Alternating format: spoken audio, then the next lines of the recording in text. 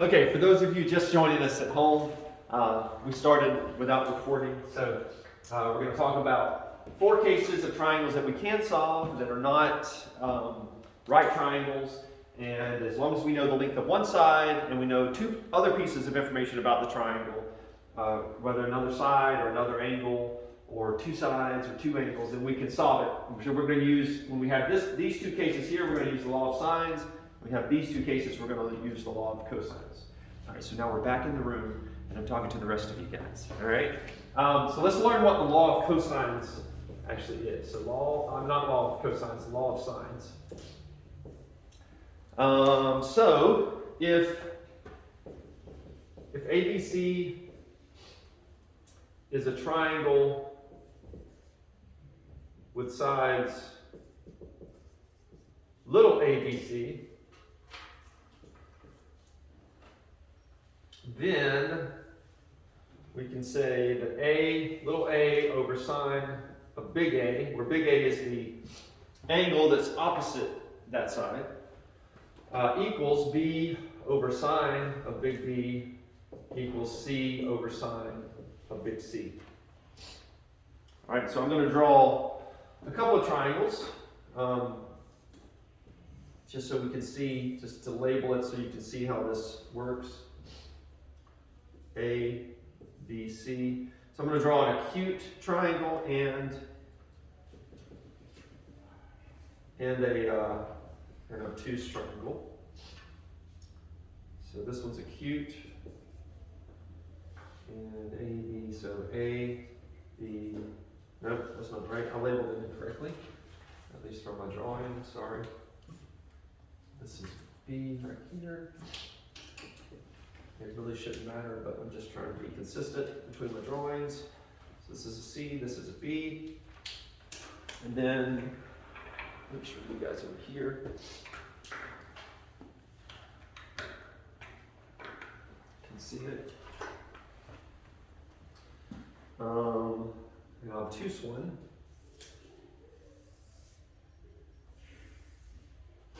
It's not a straight line.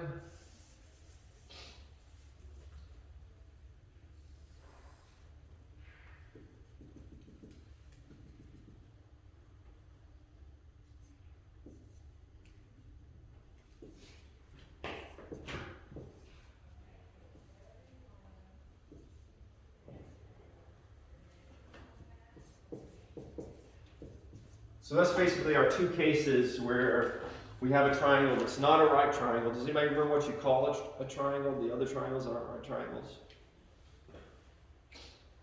So this corresponds to 4 cases of oblique triangles. You don't really have to know that, but just if I write it on a test, I don't want to confuse you. We're just talking about one that's not a right triangle. And one other thing to note here with these, let me let you finish and then I'll make the statement.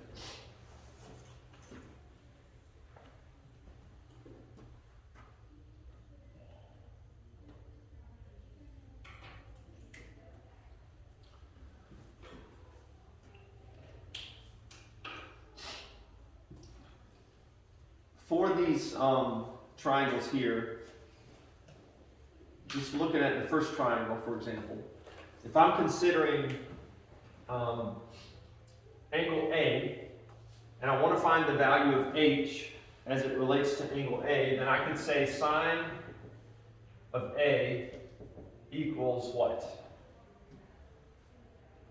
If you look at that first triangle, the acute one, should be really obvious. Sine is what? Blank over blank. Opposite over hypotenuse. So in this little triangle here, the opposite side is H, and B is the hypotenuse, right? So if I rearrange that guy and I solve for H, I would multiply both sides by B, so I would say B sine of A equals H, right? So that would give me what the value of H is. So I could find H like that. So I'm going to write this down just to make sure we know this.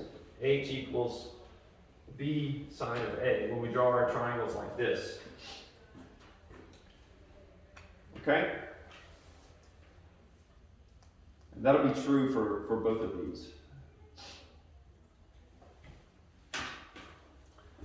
All right, so now let's just try to do some problems using the law of sines. This first one, example 1, on page 405, they tell us that a triangle, we'll just draw the triangle since they've got it drawn out for us there, but they basically give us the angles, and they say that C is equal to 102.3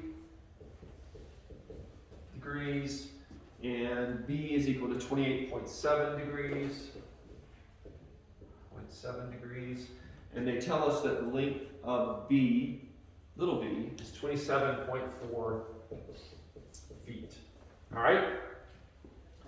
So whether they described it to us or gave us a diagram like we have here, we know that we can solve this triangle because they've given us a side. We know we've got the length of a side, and then we've got 2 other pieces of information. So as long as we have that, we know we can figure it out.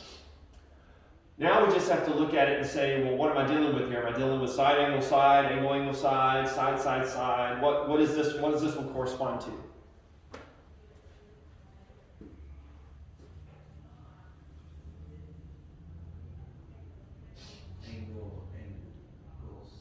Angle, side. So the way to think about that is look at them in order. So this angle is beside this angle, and then you encounter the side, right? So angle, side.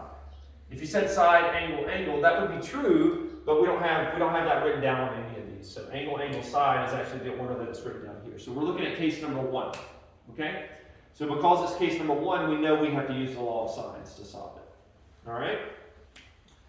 And the law of sines just says that if I have, in this case here, we have angle C, we have angle B, and we have the distance of side B, right? B equals this. And so we know then using the law of sines, well, first of all, how can we find this third angle here? All the angles together are minus 180. 180, right? So all the angles in a triangle, that's something you have to bring back from geometry. All the angles in a triangle equal 180. So I know that the measure of angle A is just going to be equal to 180 minus 102.3 minus 28.7, right? So that's how I can figure out angle A to be 49 degrees. Right, so that piece, they've asked us basically to find all the missing pieces of this triangle, so that'll give us that piece. And so now, we can use the law of sines to figure out the other missing pieces. So, for example, if I want to find what A is over here, I could say A over sine A equals B over sine B. So that means that the unknown is A over sine of 49 degrees equals B, which is 27.4, divided by the sine of 28.7 degrees. Just plug it in values, right? And so the missing, if we solve for A, we get that then 27.4 times the sine of 49 degrees, all of that over the sine of 28.7 degrees.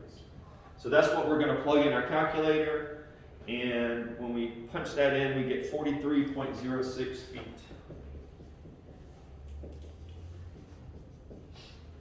What's the main thing we need to remember when we punch this in our calculator?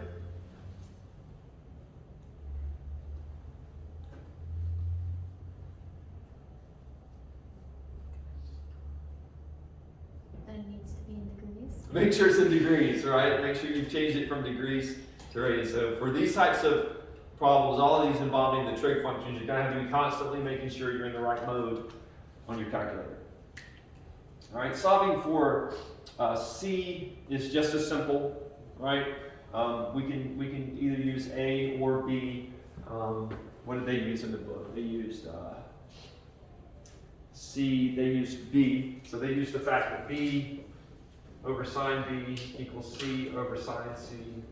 And so they just said 27.4 over sine of 28.7 degrees equals C over sine of 102.3 degrees. So I trust you guys have been doing these types of problems long enough that you can solve that and get that C is equal to 55 feet. Right? So we found this, and we found this. Those were the three pieces that we were missing. And so we were able to identify all the missing parts to the triangle.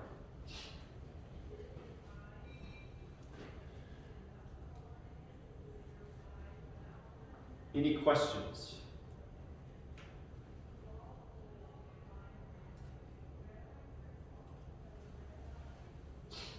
This is actually pretty simple, right? At least for this. You're just plugging in values and solving the equation. It's pretty straightforward. So that was case number 1, right?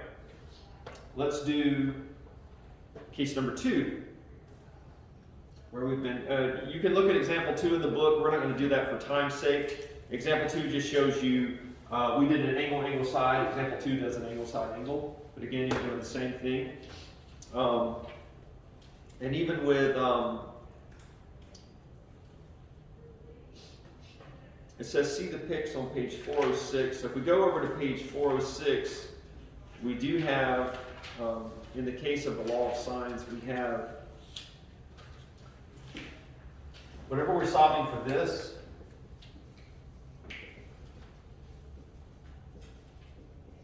we have side angle. That guy's ambiguous, meaning that there can be,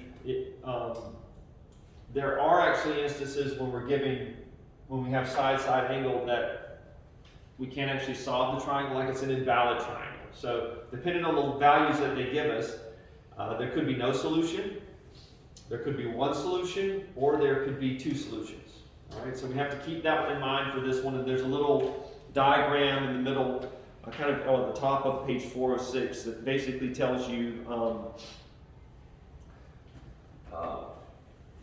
makes this point, and you can look at the pictures there to understand it, but at the end of the day, it's summarized in this sense where if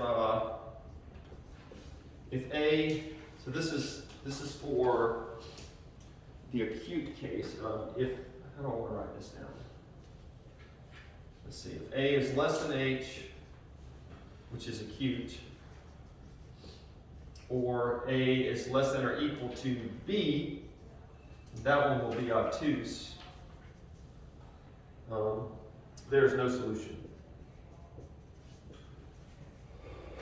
And if A is equal to H, or A is greater than or equal to B, these are the acute scenarios, or A is greater than B, which is the obtuse scenario, we have one solution.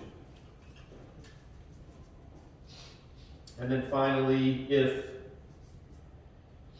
A is between H and B, but not equal to them, it's going to be acute, and there are two solutions.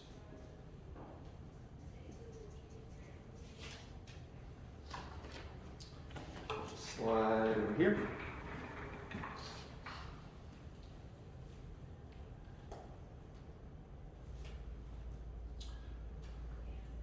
And the reason there are two solutions for that last one, just to make sure that makes sense to you, is because it's like this. If you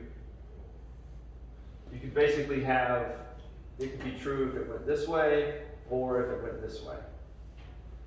So either of those triangles there, when this scenario is true, then either of those triangles could be formed. Right? Either this one here, or this big outer one.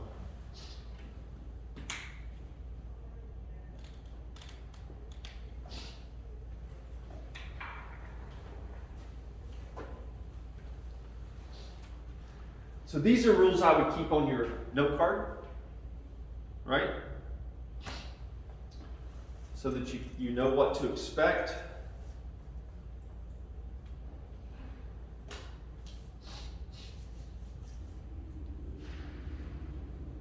The good news is for like the no solution case, when you start solving it, you're going to end up with something that's not true. All right? So again, for time's sake, I'm not going to go through example 4 because we're merely plugging in values there, but they give us a, little b, and big A. And so that tells us that we're going to be using A over sine of A equals B over sine of B. And so what ends up happening is when you plug in those values, you get that sine of B has to be equal to 1.6603. Is that possible? It's not. I told you this is the no solution one. And just remember, what does sine do? Sine goes like this, right? Where the highest point that it reaches is positive 1 and the lowest point it reaches is negative 1. So if you have sine of some angle that's equal to a value that's greater than 1 or that's equal to a value that's less than negative 1, there's no solution, right? That's not true. Sine never reaches that. And so this one here, if you punch that in your calculator, you're going to get an error if you try to do the inverse sine of 1.6603. Okay? So the no solution one should manifest itself as you start trying to solve it. Okay? The single solution will just work when you plug in the values. You'll look at what you have and you'll use the law of sines and you'll get a single solution value. The two solution case, that's the one I want to go through, which is example 5.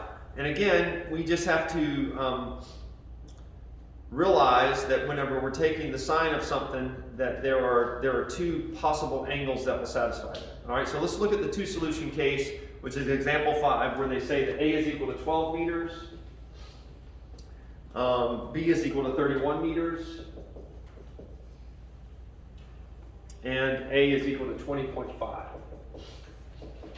degrees. Okay?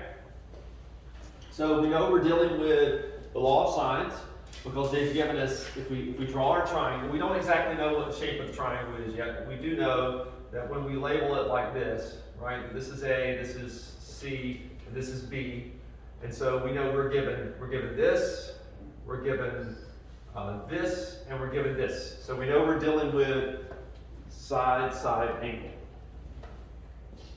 So that tells us that we're using the law of sines to solve this guy. And it also should be obvious because we realize the law of sines that if we plug this into the law of sines, we'll only have one unknown, right? And we can solve for that. So 12 meters over the sine of 20.5 degrees equals 31 meters over the sine of B, whatever that is. And so when we solve for that, we get sine of B is equal to 31 times sine 20.5 over 12. And so when we plug that in our calculator, we get 0.9047. So sine of B equals 0.9047.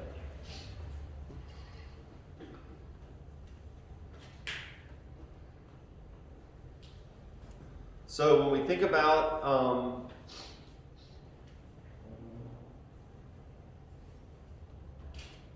the graph again for sine, we know that if we're looking at sine over the range of 0 and 2 pi, right, just one.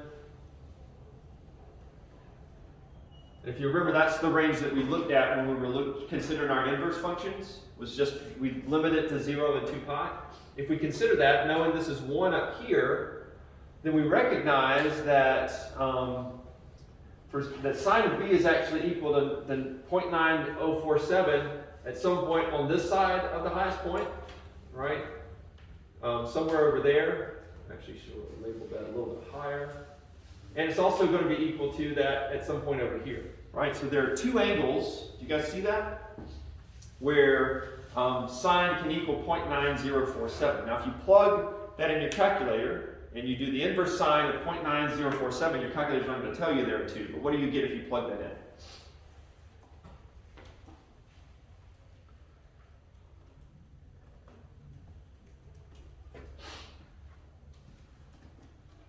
You So the inverse sine of.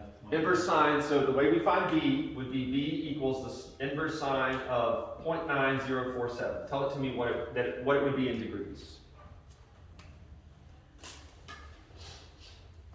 Because that'll just be easier for us to work with.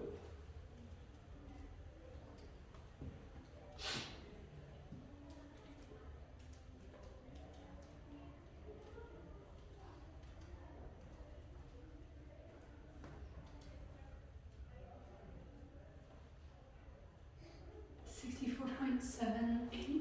64.78, all right? So we'll just say 64.8 degrees.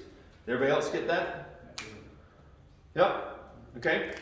So what this is going to give us in that case, which quadrant does 64.8 lie in on the unit circle? First. It lies in the first quadrant, right? So it's going to be somewhere out here, right? 64.8 degrees. And the other place that sine is going to be positive is over here in this quadrant where we have a reference angle of 64.8 degrees, right? So at this point over here. And so in order to figure out what the other angle is, we just take 180 degrees, which is what this is, and we subtract 64.8 to get 94.7 degrees.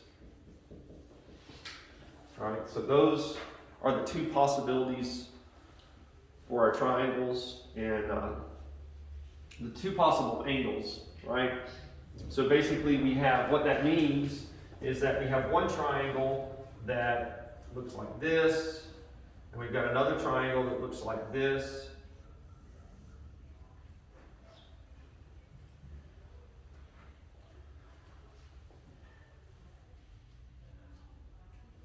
Where for this one, 64.8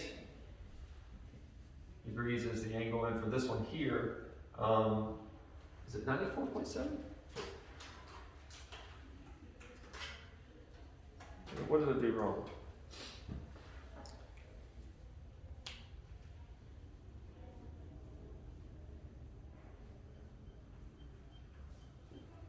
Oh, it's 115.2. I'm sorry, I just looked at the wrong place.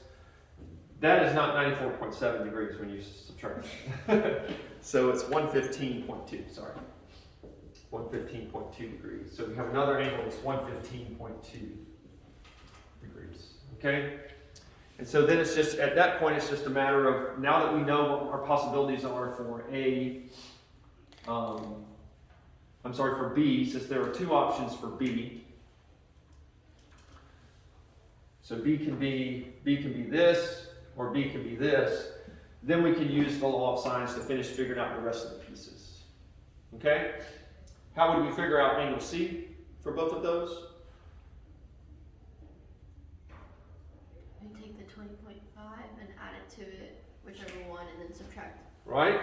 So for A in all of these triangles, A is going to be the same, right? A is going to be 20.5 in all of these. But angle C is going to be different. So we just say 180 minus 64.8 minus 20.5 is what angle C is going to be. I'm just going to call that C1 in one triangle, right? And so for that one,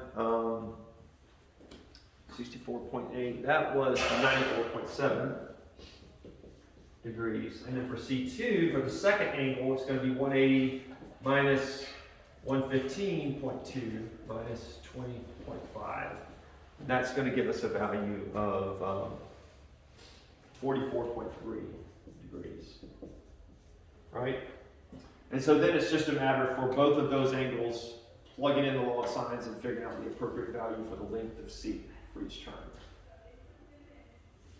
So again, we're short on time, so I don't want to go through the rest of those pieces. But did I lose anybody in that? Does everybody understand?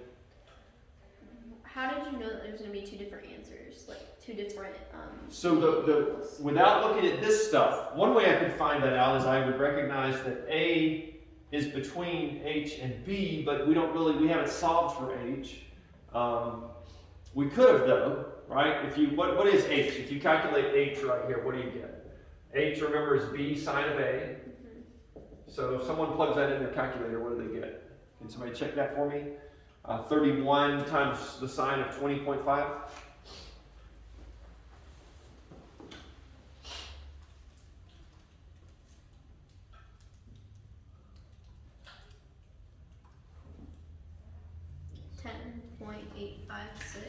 Okay, so 10.86, right, meters for H. So if we look at that, this says that A has to be greater than H, and it is. A is 12, but A has to be less than B, and it is. And so based on these values here, we know we have two solutions, right? But we really didn't even have to know this, because when we started using the law of sines to solve it, we recognized that our sine here, the two possible angles fit that, where it's 0.9047. And I knew that because I know how the graph of sine looks, and so I know that there are going to be two places when I look at the interval of 0 to 2 pi or 0 to 360, there are two places that it's going to have 0.9047 as its value.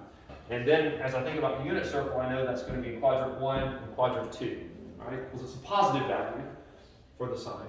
And so your calculator is only going to give you this quadrant 1 value, right? It's going to give you the reference angle, and then I just use the reference angle to figure out what it is over here. So now that I know that there are two angles, then I know there are two possible triangles. Does that make sense? So these take a little bit of time, right? They're a little lengthy. So I would definitely have to give you a little bit extra time to work a problem like that, especially if it's one of the two solution ones, right? All right, what else in this chapter? The area of an oblique triangle.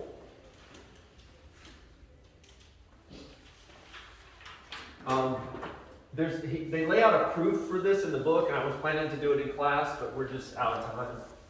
I don't have time to go through that. So look over the proof if you want to, or you can just look at what they give us in the box and say, you know what, I just believe them. That's true. But you should be able to understand the proof if you were to look at it. But this is what it says: the area of an oblique triangle, which means it's not a right triangle. Area of an oblique triangle is 1/2. Area equals 1/2 the product of the length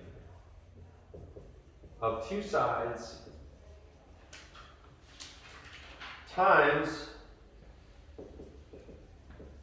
the sine of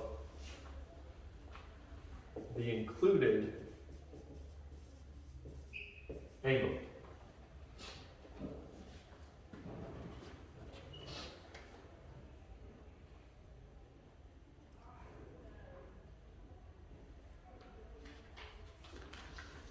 So in other words, if we're looking at our triangles,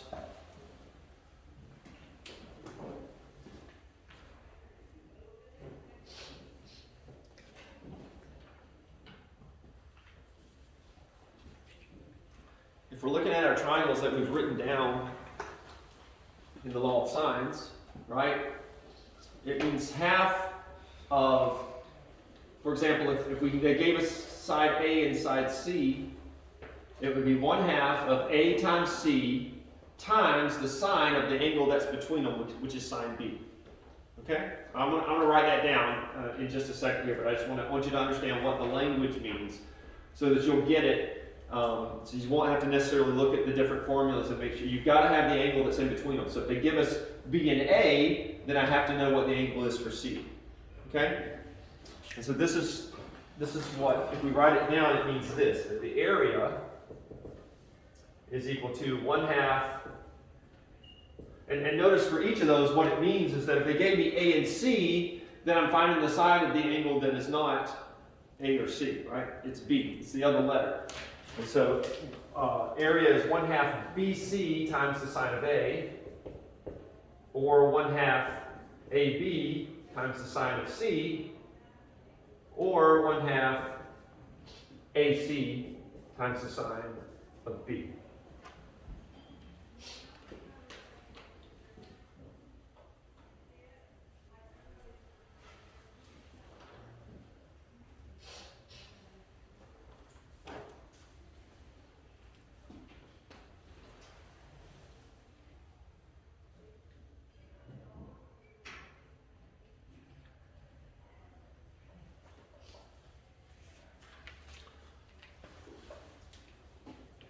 So there is a problem in the book on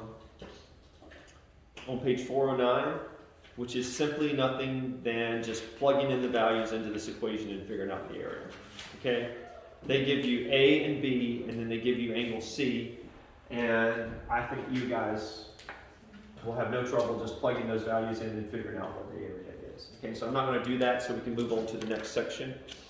But any quick questions about this formula here? Does anyone not understand the formula? All right, I'd have to give you enough information in order to calculate the area, right? You'd have to have two sides and the angle in between it, or have a way to figure out the angle in between the two sides that I gave you, all right? So I could give you two sides and then give you all of the angles except for the angle that's in between them. And then you could say, well, 180 minus the angles you gave me will equal the angle that's in between them. And then you could figure it out that way, right? Okay, let's talk about the law of cosines, which is how we're going to solve for these last two cases, all right? And law of cosines, let's see, I want to leave up the same. No, we really don't even need the law of cosines. Is just going to be something you're going to have to know. You're just going to have to know these formulas, which is why I give you guys a card that you can use. So the standard form for this is a squared equals b squared plus c squared.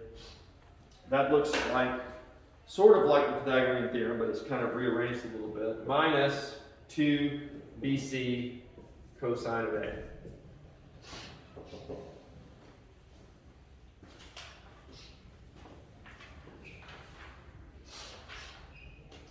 So this is the standard form here. Standard form.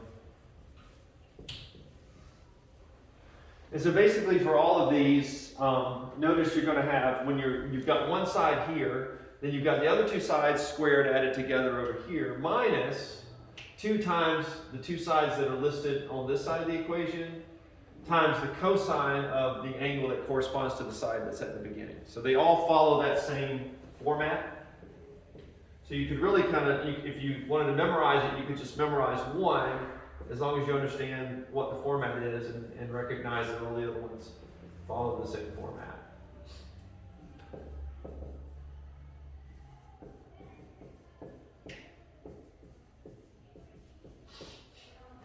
So that's the standard form of these equations. There is an alternative form.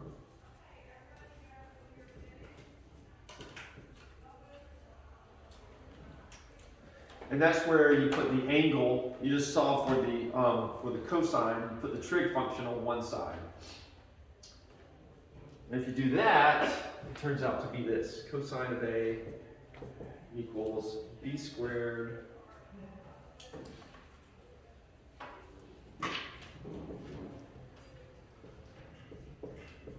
plus c squared minus a squared 2bc.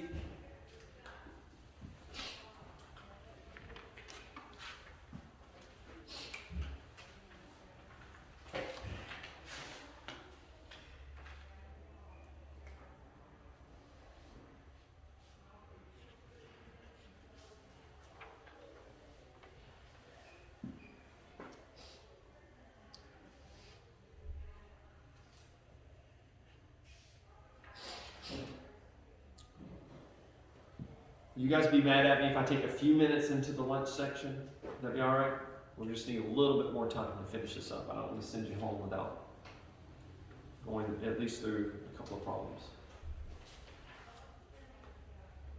All right, so notice the format of this one. When you solve it this way, this may be easier for you to remember.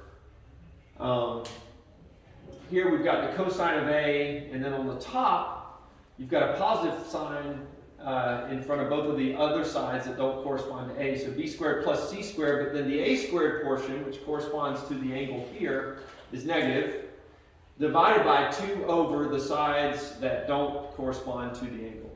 right? So again, the format's going to be the same for each of those guys if we swap out which angle we're looking at. So we'll write those down. Cosine of B equals A squared plus C squared minus B squared over 2AC. Cosine of C equals A squared plus B squared minus C squared all over 2AB.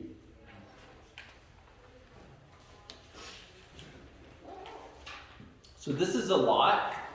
And so what I'm going to let you guys do next week is use a note card for your quiz, okay? So what I would recommend is going ahead and do, I've got one more equation that I need to give you guys for area. But go ahead and make your note card with those appropriate formulas and then do your homework from that, just to make sure that you can work your homework problems using that note card, okay? So let's do one example. You guys want to do the side one or the side angle side one? Do you have a preference?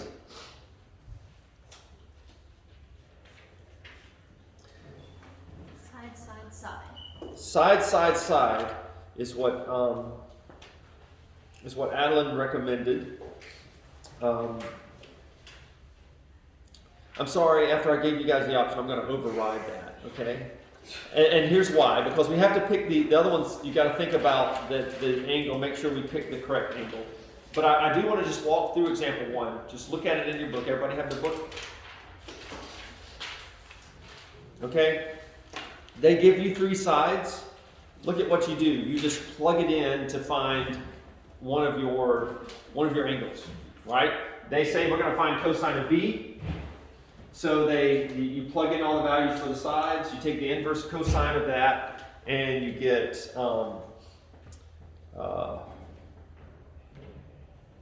well, you do need to think through this, right? You need to think through and make sure you pick the appropriate B. If cosine of B is negative, you know that B is an obtuse angle given by 116.80. All right. So what do you get in your calculator if you do the cosine of negative 0.45089? Somebody take the inverse cosine of that number. So they basically plugged in and got cosine of B equals negative 0.45089. What angle does that give you when you take the inverse cosine?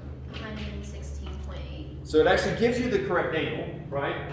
Cosine of inverse of 0.45089 equals 116 point what? 0.8. 0.8 degrees, okay?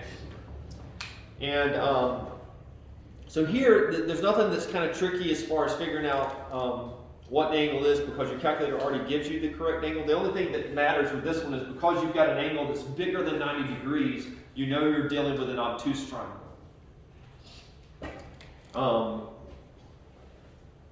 And so that means that, so now we've got, if we were to label this triangle, right, we've got something that looks like this.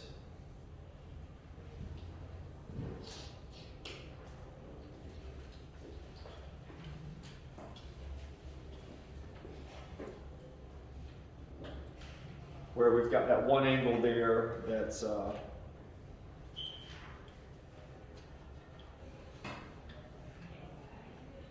116.8.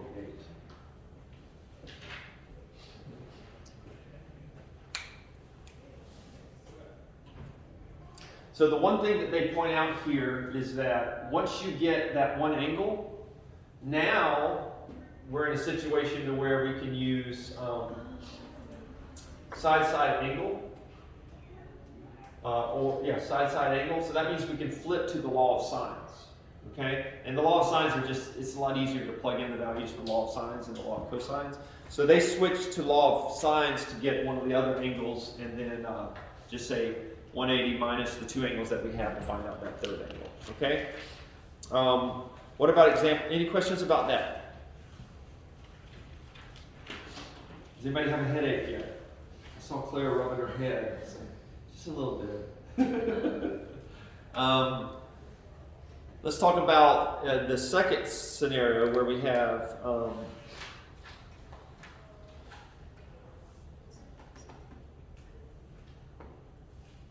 Well, there's a note on this one that says find one of the things with problem with the example that we just did. Why did they find angle B first? Because angle B was the angle that was opposite the longest side. So they're recommending that's the way that you tackle this, so you can know that you're dealing with an acute or an obtuse triangle.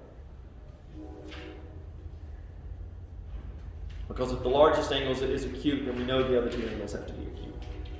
All right, let's do two sides and an included angle. So that's the side angle side. That's the fourth case here. So in this one, just to walk through this problem, they tell us that they actually give us the diagram of the triangle. And they say it's 9 meters, 25 degrees, and 12 meters over here. So C equals 12 meters.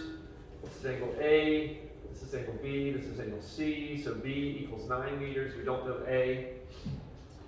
And so we know that it's the fourth case, that it's side angle side, because we've got two sides and the angle in between it, right?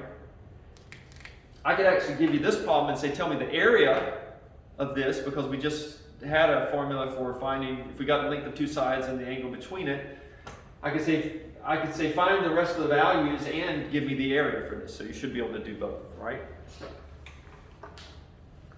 But this is enough information for us to use the law of cosines. So the one that we're going to use here is, since we have we have B and C, and we have angle A, then I can find the length of side A using that one, the first one up there. A squared equals B squared plus C squared minus 2BC cosine of A. So I'm just going to stick all those values in there and plug it in my calculator, right? 12 squared minus 2, 9 times 12 cosine of 25 degrees. So nothing hard about that. We're going to get, and we're going to take the square root of that once we're all, so A squared is going to be equal to 29.2375. And then we take the square root of both sides, and so we get that A is equal to 5.4072. So A equals 5.4072 meters.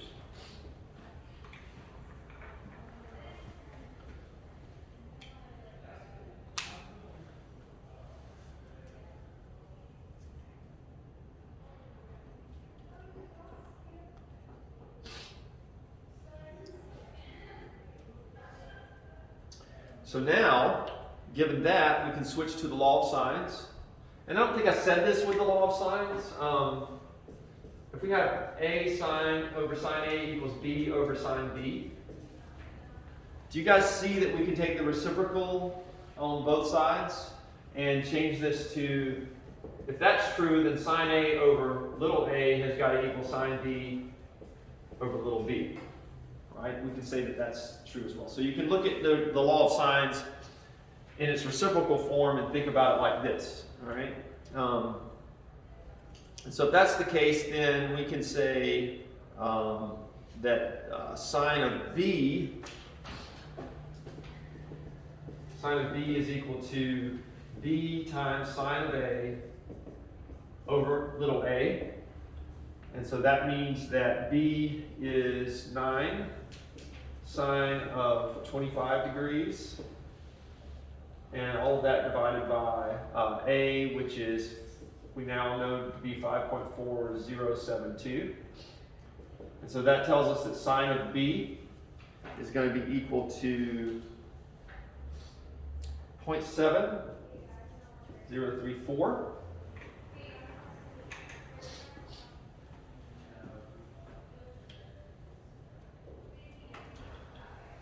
And so what does that mean as far as our angle B? When we take the inverse sine of that, B equals the inverse sine of 0.034. Our calculator is going to give us the reference angle in quadrant 1. But again, thinking about sine, we know there are two possible values for B.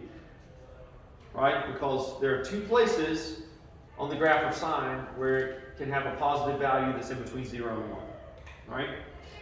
So if I punch this in my calculator, the sine inverse of 0.7034, I get angle 44.7. Right? Or, the other place that sine is positive is in quadrant 2, so 44.7 is the angle in quadrant 1, and the angle in quadrant 2 would be 180 minus 44.7, which equals 135.3. And so, is it possible for me to know which one is correct?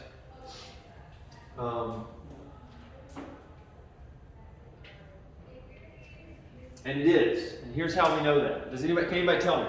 If you have, without looking at the problem, if you haven't looked at the problem. Which one does it have to be? 44.7 or 135.3, and why?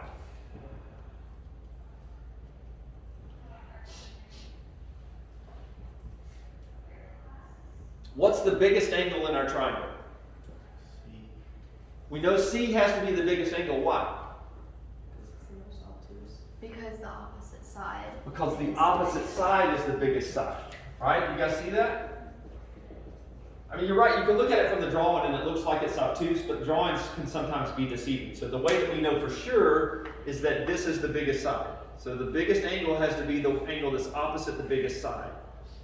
Well, if B was 135.3, which is an obtuse angle, it would be the biggest angle in the triangle, because by definition, if you're going to have to subtract the other ones from 180, the other two angles have to be both acute angles, right? So it can't be this one, because that one's obtuse, so it's got to be this one. So 44.7 is what we use for this, all right? And then we can use the law of sines, or we can actually just use 180 minus those three to figure out that angle C has got to be equal to 110.3 degrees. Any questions about that? Did everybody follow that logic? Okay.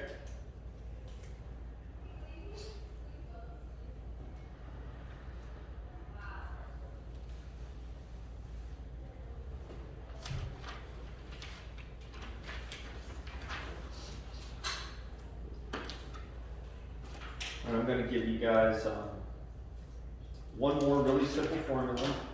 Give you a third and final formula for finding area. We know, what do we normally think of when we think of the area of a triangle? What's the standard equation that we learned in geometry, or probably maybe algebra 2? 1/2 base times height. 1/2, the area is 1/2 base times height, okay? So I just gave you another one using the trig functions in the last chapter. Now I've got to give you one more, and we will be done.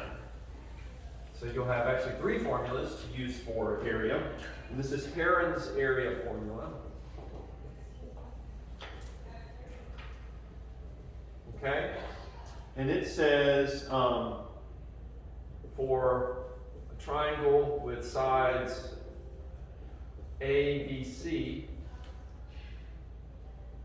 area equals square root of S times S minus A times S minus B times S minus C, where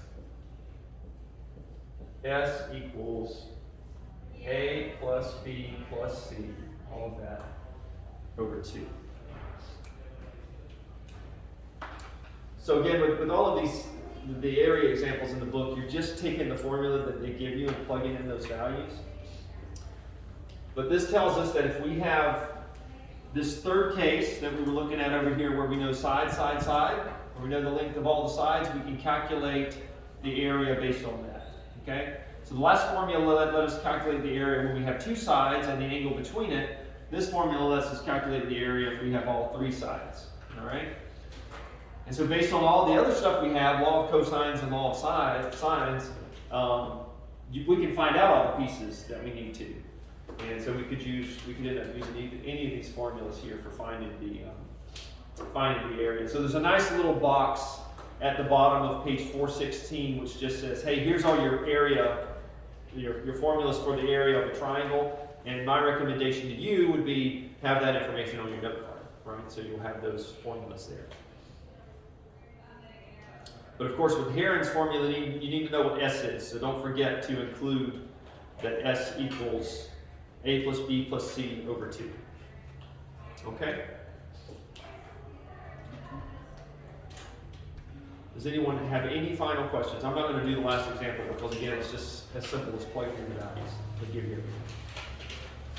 You guys good? Okay. You need to check your homework. Oh, yeah. Can I see that really quick? Just sorry. I forgot about that. I always like to check your homework because that gives you like a 300, right, in your, right? Excellent. Thank you. Thank you. Perfect. Thank you very much. That's it? All right, cool. And Sean, you're going to send me yours? So, great. All right, you guys have a good day. Sorry I had to go a little long.